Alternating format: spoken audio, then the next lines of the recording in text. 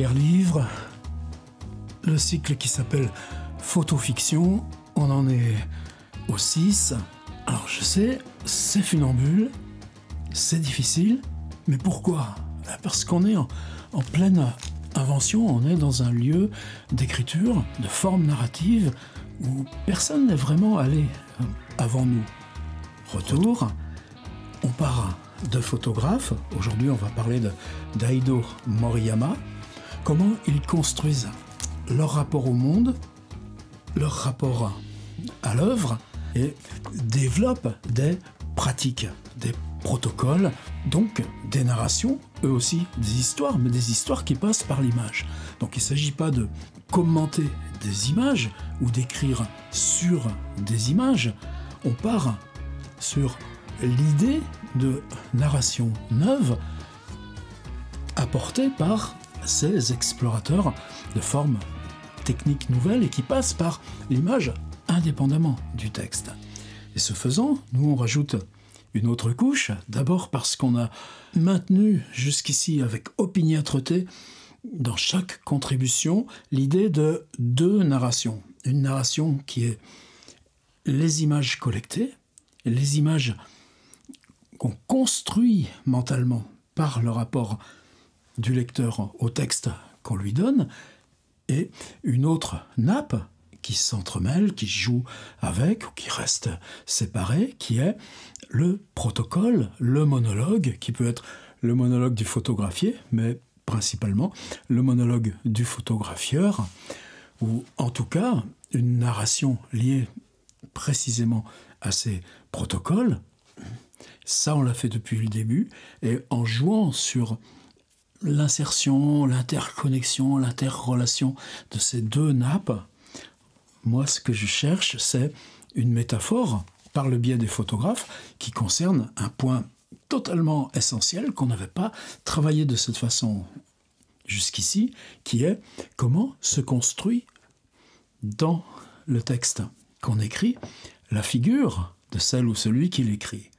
Et ça traverse toute la littérature depuis le début du XXe siècle. Et comment on peut justement le développer, y aller y voir. Comment l'auteur se construit par ce qu'il écrit, et non pas préalablement à ce qu'il écrit. Alors est-ce qu'on est forcé de s'occuper de ça, de prendre tous ces paramètres? Non. Moi justement, on ne s'occupe que de la métaphore. On travaille sur photographe et ce qu'il ou elle photographie.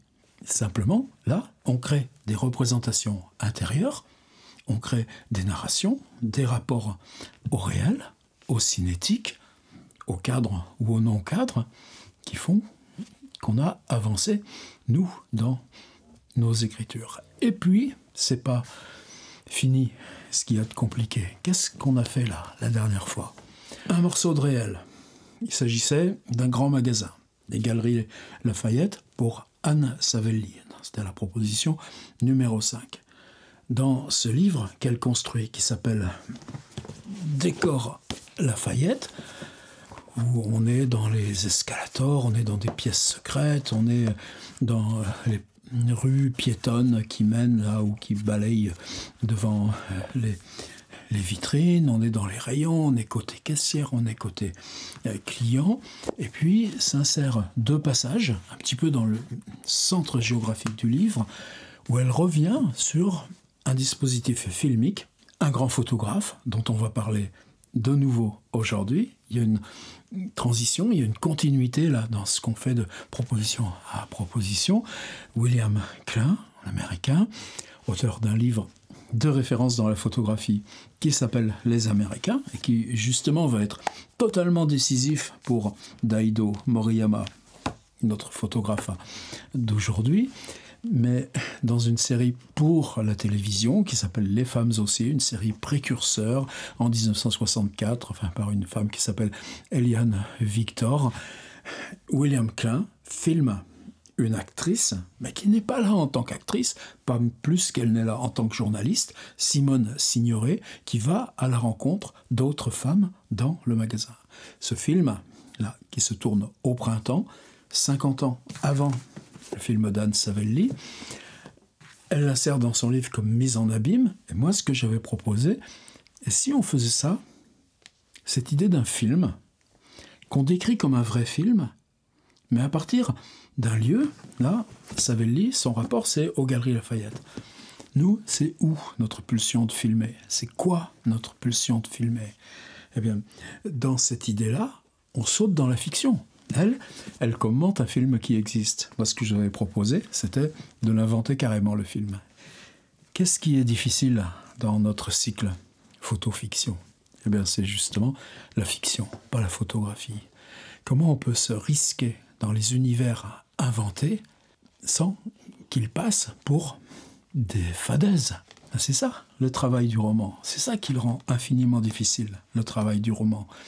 Vous croyez que ça vaut pas le coup d'aller s'y frotter un petit peu à comment on invente des objets de représentation, mais qui nous parlent avec la même puissance que des objets réels, justement parce qu'ils en appellent en nous à notre lecture du réel, ou ce qui nous pousse sans arrêt dans notre curiosité vers nous-mêmes à devoir travailler cette curiosité par le prisme, soit intérieur, soit extérieur, mais du réel.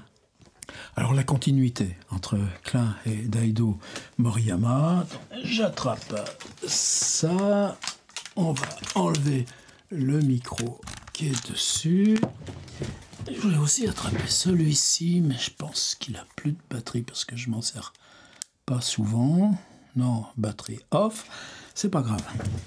Daido Moriyama, japonais comme son nom l'indique, né à Osaka en 1930. Vous pouvez aller voir son site, une vie tout entière dans la photographie, c'est-à-dire l'apprentissage technique de la photo, le parcours classique d'être assistant d'autres photographes, et puis comment tu gagnes ta vie avec la photo. Et simplement pour lui, la révélation, c'est William Klein. Donc à l'époque, appareil argentique. Pour le cas du Leica, qui était aussi celui de Cartier-Bresson, c'est donc un appareil qui s'est allégé, miniaturisé. C'est que le Leica, en gros, c'est un objectif de 35 avec cette correction, là, l'objectif est un peu de travers, parce que là où vous visez, on corrige l'écart d'angle de la distance, mais un appareil qui est extrêmement rapide dans ce qu'on peut faire avec. Et ce qu'on peut faire avec, si c'est rapide, c'est ça. C'est-à-dire que vous avez réglé, évidemment, avant votre balade, comment est le ciel, comment est la lumière, à quelle vitesse tu vas travailler, mais simplement, le mouvement, lui, qu'est-ce qu'il apporte à William Klein? Il y a Robert Frank dans les mêmes, quasiment simultanément, je ne sais pas lequel des deux a précédé l'autre, ou si tout ça s'est fait un petit peu ensemble, justement. C'est là où nous aide Wilhelm Flusser.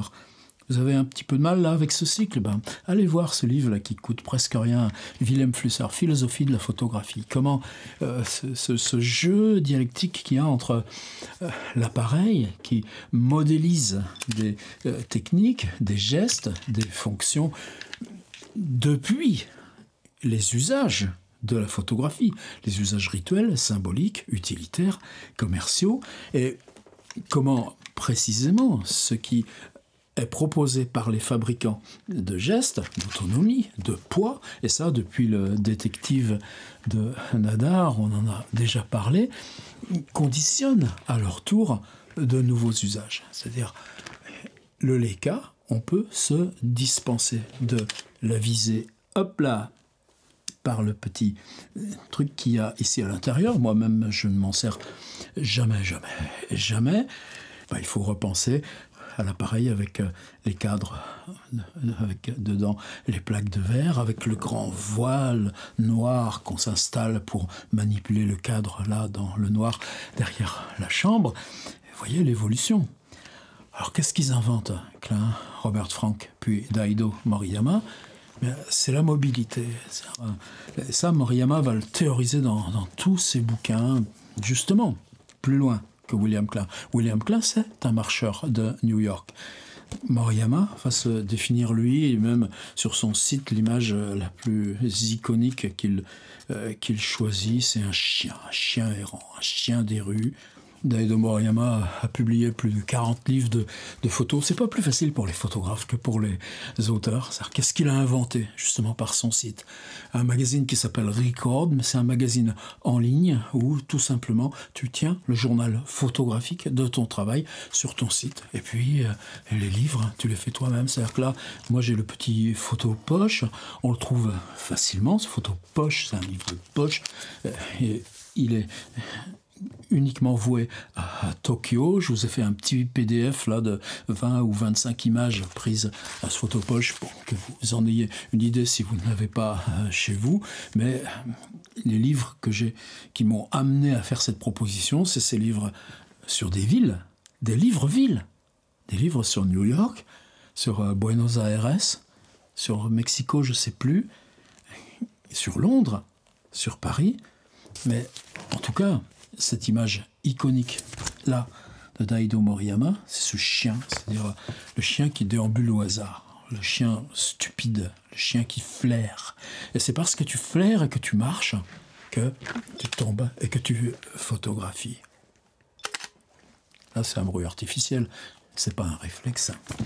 J'aime bien, ça me permet juste de vérifier qu'il a bien fait l'autofocus avant de photographier. Est-ce qu'on est dans des choses neuves ? Ben non, puisque ces gens travaillent comme ça. En tout cas, Daido Moriyama, ses premières grandes expositions là, sur ce quartier de Tokyo, là, qui fait le cœur de ce livre, c'est le quartier de Shinjuku, c'est la gare avec tous ces mouvements de foule, c'est le mouvement le plus... c'est le quartier le plus peuplé, le plus dense de Tokyo. Ce qu'il invente par rapport à William Klein, j'ai eu comme ça un étudiant à Cergy. Dans les 5 ans que j'y ai passé, j'ai eu un seul étudiant qui travaillait ça. Et je sais ce qu'il fait aujourd'hui encore, on s'est croisés il n'y a pas si longtemps. Et c'était pas fastoche même, y compris avec certains collègues. Ouais, tes photos, elles ont du bruit. Ouais, tes photos, elles sont limite floues. Ouais, tes photos, elles sont grossières, déformées. Et pourtant, c'était un beau diplôme. Et ça n'a pas été facile avec le jury non plus. Qu'est-ce qui distingue ces photos des photos amateurs? Oui, mais qu'est-ce qu'il photographiait, mon gars? Avec son petit appareil qui n'était pas un compact, c'était intermédiaire, c'était un appareil argentique. Donc, tu refais le petit mouvement, tu charges ta photo. Tu es contraint d'avoir un minimum de réglage, mais tu sais que la vitesse, en particulier si c'est des photos de nuit, tu vas être forcé de travailler au 60e de seconde, et donc tes photos vont avoir du flou. Ou bien si tu montes parce que tu es dans du mauvais éclairage, parce que toi-même tu bouges, peut-être que tu vas monter au 200e, au 400e. Sur ces appareils argentiques, tu ne peux pas aller là à des 10 millièmes de seconde, comme sur nos bécanes numériques d'aujourd'hui. Et puis, il y aura du grain. Très beau texte de Barthes, dans Chambre claire, mais je crois aussi dans le bruissement de la langue, en tout cas des choses sur le grain de la voix qui correspond au grain photographique. Donc comment le bruit photographique dit aussi, en transportant dans l'objet fini de la photographie, le grain et le bruit des conditions de la prise de vue, en quoi il nous informe quand même. En quoi il nous informe malgré tout. Et en quoi ce malgré tout, c'est lui qui va porter les limites, l'expérience, la part extrême de l'expérience, en tout cas le fait que cette photo résulte d'une expérience. Que c'est pas posé, attendez, 1 minute, on bouge plus, souriez s'il vous plaît, tac. Non, c'est je traverse une rue, et parce que je traverse, j'ai l'appareil à bout de bras, et paf. À quoi je vais penser? Je vais penser à mon mouvement, au mouvement des sujets des personnes là, qui viennent devant moi, ou de la conjonction. Une lumière, un reflet, un éclat, une affiche, une silhouette peut-être, ou quelqu'un d'endormi sur le trottoir. Et je vais penser au mouvement et à la place de mon appareil. C'est pas la photo vue à hauteur d'œil. Ça va être la photo prise là, tchac, dans ce mouvement de bras. C'est à ça que je vais penser. À quel moment, croisant cette personne, je vais faire ça. Et je ne peux pas anticiper le petit retard. Il y aura aussi un arbitraire, même dans ce temps, dans cette latence. Même si cette latence, avec les critères que j'impose à mon appareil, réglage préalable, je vais la réduire à quasi rien. Alors, Moriyama a travaillé beaucoup comme ça. Il y a un petit film vous trouvez facilement rentrer sur YouTube. Il y a plein de documentaires faits sur son travail. C'est justement une exposition, je crois que c'est 1994, où on lui propose une exposition avec William Klein. Là, en très grand, il y a remarqué William Klein, Daido Moriyama. Daido en grand, Moriyama en petit, William en petit, Klein en gros, pour que tout ça occupe les 4 faces du rectangle. On va y venir à ces questions-là des lettres et des inscriptions dans la photographie. Ce sera le suivant. Et ce qu'il découvre, lui, à ce moment-là, justement, c'est ces tout petits appareils. Donc, le mien, là, plus de batterie. Je ne sais pas ce que c'est, un petit Sony, mais enfin, il y a les petits Canon. Ils font maintenant d'excellentes vidéos. C'est stabilisé. Il y a un petit écran derrière, minimum, mais qui permet aussi de se filmer soi-même, mais qui permet surtout de travailler l'angle de vue. Il n'y a plus de viseur optique. Et Moriyama passe de l'argentique au numérique. Et ce qui est fascinant dans son livre de Londres, c'est que tu passes devant les boutiques, tu passes devant des intérieurs. Est-ce que devant une boutique, tu t'arrêtes et tu fais tchac comme ça? Non, surtout si c'est des boutiques qui incluent à l'intérieur du corps le soin des cheveux, le soin des ongles, si c'est simplement, même quand tu passes à Tokyo, là, ces petites boutiques remplies de machines à sous. Donc, ce que fait Moriyama, c'est que, au contraire, debout, tu vas tenir l'appareil quasiment au sol. Et si tu passes devant et que tu tiens l'appareil là, tout près du sol, la boutique vue du sol, tout ce que tu vas voir, c'est l'intérieur. Alors, un angle de vue distordu, mais un angle qui permet de faire advenir à la reproduction, à la pérennité, le mot immortalisé, comme il me déplaît quand je vois dans un texte, surtout pas, mais au moins rendre reproductible, transmissible, un état du réel qui, normalement, ne permet pas la position de spectateur. Si j'entre et que je dis « Est-ce que vous me permettez de vous photographier en train d'arranger là les cheveux ?» Non, ça va être un changement total. Nous, on l'a fait avec Arte, un documentaire coiffeuse, pendant du temps où je travaillais avec ces jeunes apprentis au centre d'apprentissage de Pantin. Donc c'était une autre relation, puisque où elle acceptait que notre petite équipe avec télévision, micro, rentre dans le salon, l'accord du patron ou pas. On a eu plusieurs configurations, mais c'était différent. Alors, où je vais avec Moriyama? Alors, Daido Moriyama, évidemment, maintenant, grand classique du monde de la photo. Ça n'empêche pas Vivian Maier, etc. Il y a une histoire de la photographie de rue. Mais avec Daido Moriyama, c'est moins une idée de la photographie de rue que de ce rapport à la mobilité, de ce rapport à ne pas viser et de cette proximité qui va en résulter. C'est précisément parce que je ne m'arrête pas, précisément parce que je marche sans arrêt dans la ville comme ce chien errant qui flaire, ce chien que lui dit stupide. C'est-à-dire, photographier, c'est partir en quête, là, de ce qui vous retient, et puis dans cet arbitraire, ne pas s'arrêter, mais installer le déclic. Et que ce déclic, il se fera sans la visée, il se fera parce que vous avez anticipé mentalement la position du bras, votre mouvement à vous, le fait que cette personne croisée, précisément, elle ne se doutera pas que vous l'avez photographiée. Et l'arbitraire, ça donne ces photos qui sont déjetées. Est-ce qu'elles sont indiscrètes? Mais non, puisque c'est notre rapport même à la ville qui s'en dégage. C'est ça là, qui nous retient visuellement, qui nous happe dans la ville qu'on découvre, comme là où sont nos pratiques quotidiennes et qu'on réarpente dès qu'on va faire les courses de rien. Est-ce que vous faites les courses au supermarché? Est-ce que vous sortez votre appareil pour faire tchlac? Non.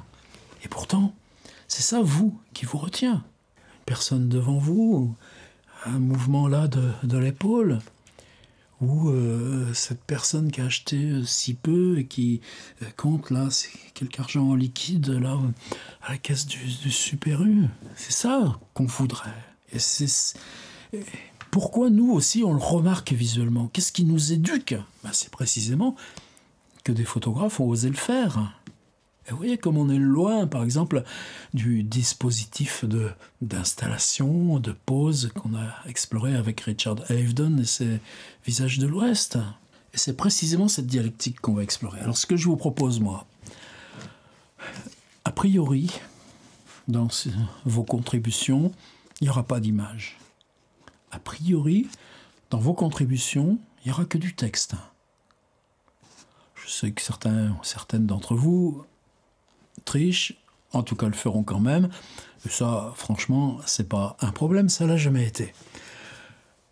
Mais on va laisser tomber, pour cette fois, pas la prochaine, cette idée de la double nappe.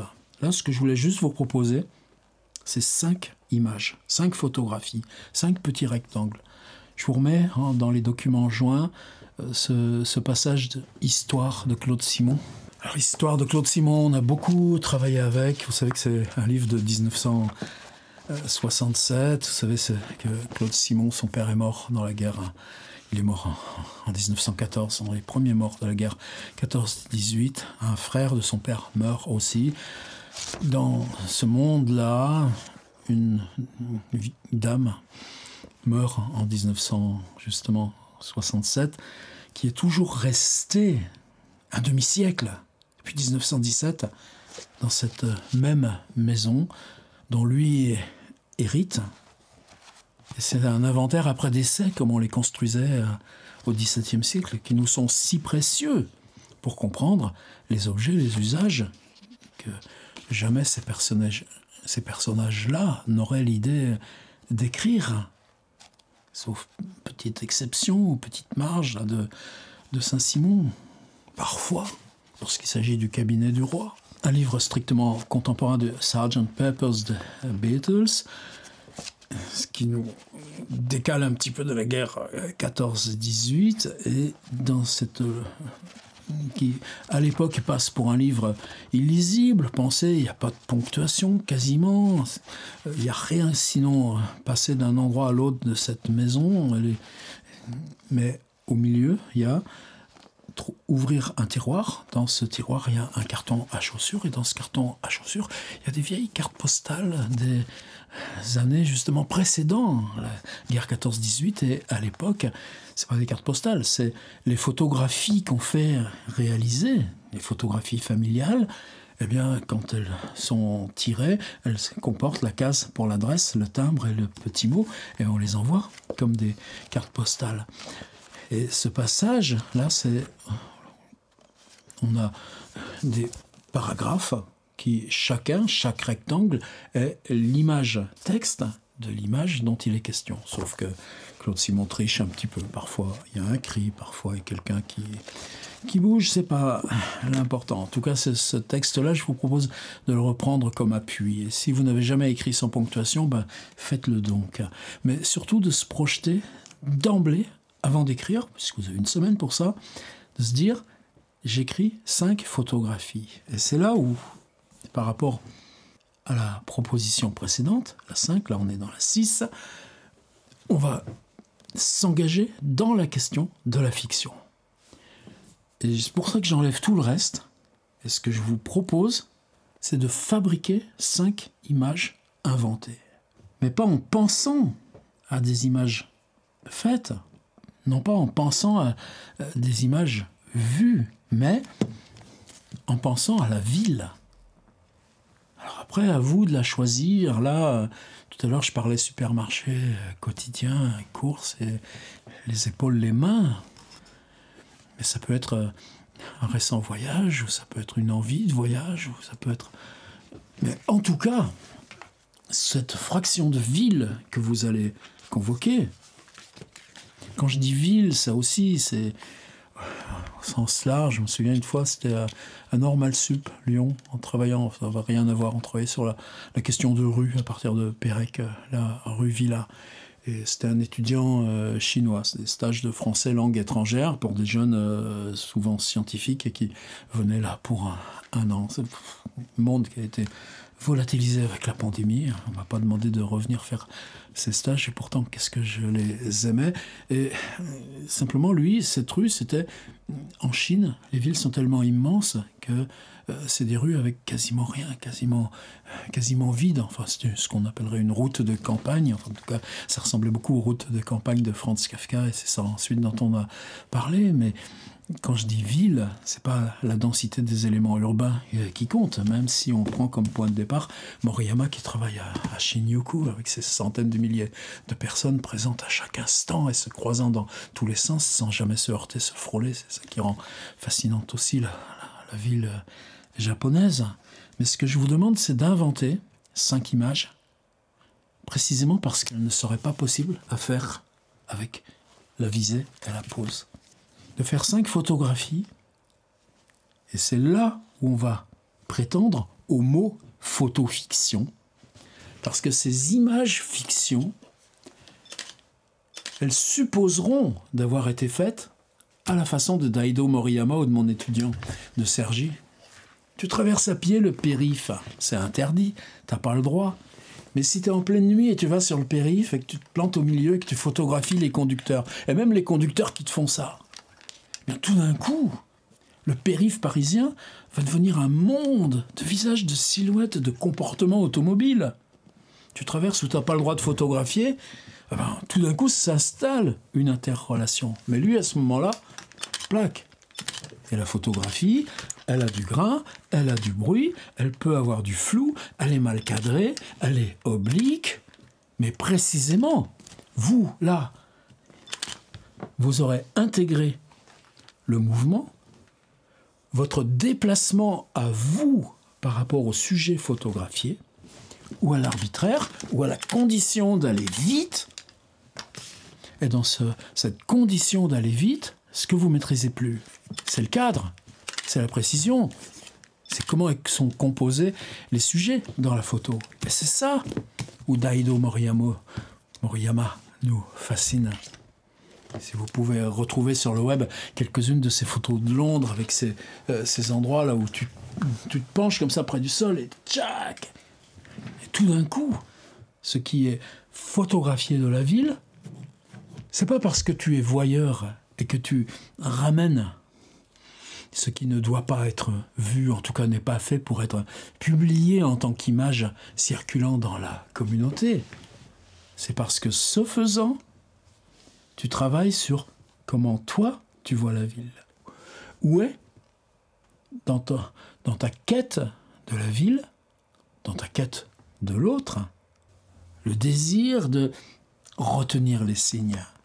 Et inversement, le fait que cette photo existe t'éveille à ce détail des signes ou ce déjeter des signes ou cet arbitraire des signes. Précisément parce que pas le temps. T'as un bel arrangement là, de bleu, de rouge, de blanc là, sur un tissu à linge dans une perspective ou sous une fenêtre. Ben non, c'est juste t'as ça là-haut, tac. Alors la photo sera mal foutue. Alors ça vous dit, proposition numéro 6, d'inventer 5 photos mal foutues. Mais si on invente des photos mal foutues, obliques, mal cadrées, floues, avec du grain, ça va être quoi? L'écriture qui en sort 5 fois de suite. Comment elle nous dit la ville, cette écriture? Comment on peut inventer 5 fois une écriture mal foutue, avec du grain, décadré, déjanté, oblique, prise au ras du sol? Hein? Hop là, vous lancez l'appareil et puis la photographiez quand même. Ah ben, on essaye. Et normalement, on n'aura pas perdu notre temps. Oh là là, des textes qui disent des photographies. On en connaît tous, on en connaît toutes. Mais des textes mal foutus, parce qu'ils auront été ça, la mobilité, l'ultra-proximité, le cadre déjanté. L'interdit de faire ça comme ça tout de suite et partir. Moi, j'ai envie qu'on le tente.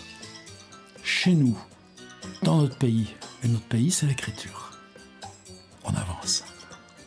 Moi, je vais reformater la carte, parce que dis donc, si je regarde, ça doit être un peu bizarre, là. Les photos que j'ai faites tout au long de cette vidéo. Non, vous croyez pas ? À la prochaine.